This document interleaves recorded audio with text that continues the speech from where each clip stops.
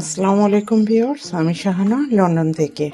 আজ আপনাদের দেখাবো কিভাবে তিল এবং বাদাম দিয়ে ভর্তা বানাতে হয়। আর আমি যে যে ইনগ্রেডিয়েন্টসগুলো নিয়েছি এগুলো আমি স্ক্রিনে দিয়ে দিব, আপনারা দেখে নেবেন। আমি একটা ফ্রাই প্যান দিয়েছি। এবার আমি এই যে এক বাটি তিল এটা ঢেলে নিব। যখন এটা ব্রাউন কালার হবে তখন আমি এটা তুলে ফেলবো। আমার তিলটা হয়ে গেছে, এখন আমি তুলে ফেলবো। এবার আমি জিরাটা ঢেলে নিব। এখানে আছে 1 টিস্পুন। এখানে একটু হালকা সরিষার তেল দিয়ে শুকনো মরিচটা একটু ঢেলে নিব। এবার আমি এখান থেকে হাফ তেল দিয়ে সরিষার তেল আমি ইউজ করতেছি। আমি রসুন এবং কাঁচা মরিচটা ঢেলে নিব।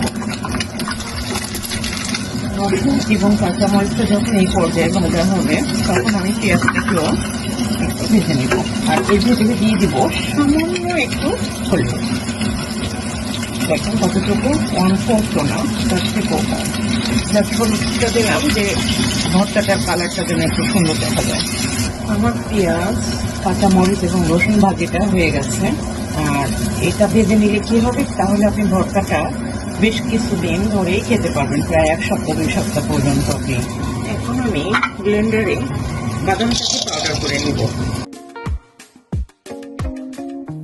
এবার আমি তিলটাকে পাউডার করব।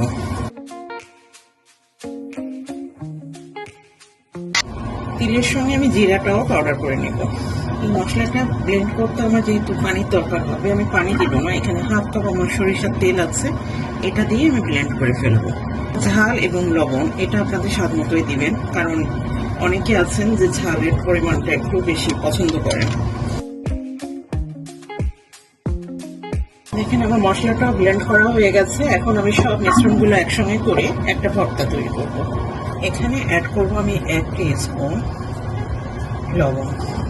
এরপর ভালোভাবে মিক্স করে নেব। আমার বাদাম এবং তিলের ভর্তাটা রেডি। এটা আপনারা গরম ভাতের সঙ্গে খুব ভালোভাবে পরিবেশন করতে পারবেন। তা ঠিক আছে, আমার জন্য দোয়া করবেন। ইনশাল্লাহ নেক্সট ভিডিওতে আবার দেখা হবে। আল্লাহ হাফেজ।